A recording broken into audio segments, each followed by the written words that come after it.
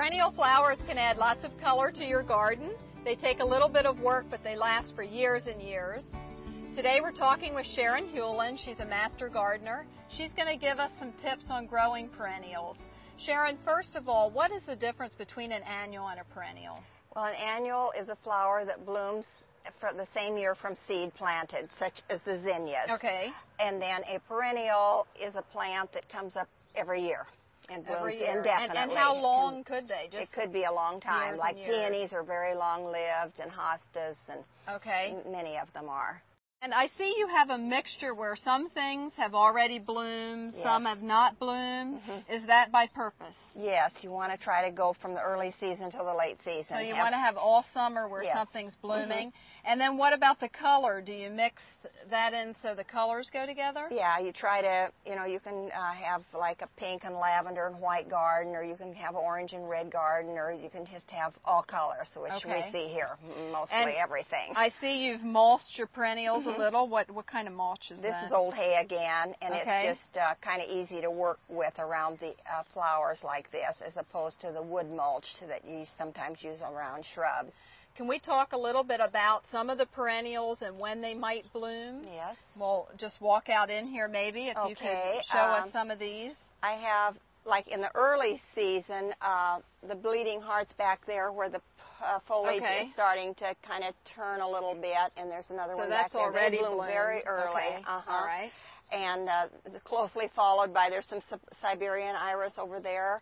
And then later on you get the coreopsis that are blooming here, and the phlox.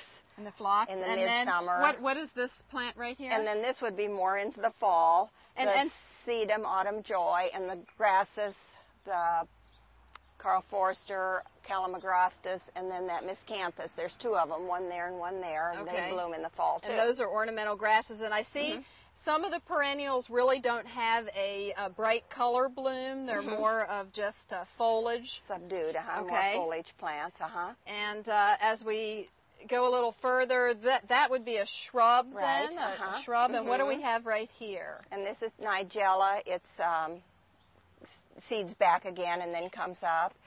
And so this is the flower, and then what? Yeah, those are the seed pods. Oh, they're seed pods, Okay. And then for shade, we don't want to forget the hosta plants. Okay. There's many, many hostas, and they're very lovely too. Probably a very popular perennial. Okay. And what are some of the other popular perennials? Well, like the peonies, daylilies, the coreopsis. And what about a rose? Many. A rose is more of like a shrub, woody so plant. It's not really a true perennial that we'd think. But they add color. It all works together. And what about this here? That's a beautiful little silver. It's a Artemisia Powys Castle, and it just adds foliage color, and grays make everything else look a little bit better if you have a little more gray in with your other colors. A little more gray. Sharon, can we take a look at your daylily garden? That would be great. Okay. Sharon, this is a beautiful daylily garden. Thank you. We enjoy the daylilies. Yes, daylilies come in ivory or cream, almost a near white, and there's pink and yellow, orange, even dark red, and yellow, of course. Are there different varieties or types? There's many, many cultivars, and then there's also the one that most people are familiar with, the Stella d'Oro. It's a short daylily. It had bloomed here before these mid-season daylilies. And where could I go to purchase daylilies? Well, about any garden center or nursery, but usually you have friends or someone that's very willing to share their plants. And so they can be divided and transplanted. And when would we do that? Usually about late summer after they bloom is a good time, and just can take out a section of the plant or the whole plant and break it up. Sharon, tell me about these plants right here. What are these? These are more the native or plants or wildflowers, and they are a perennial too, though, because they come up once a year and bloom. Okay, and it seems like people are using the native or the prairie plants more often. What is this one?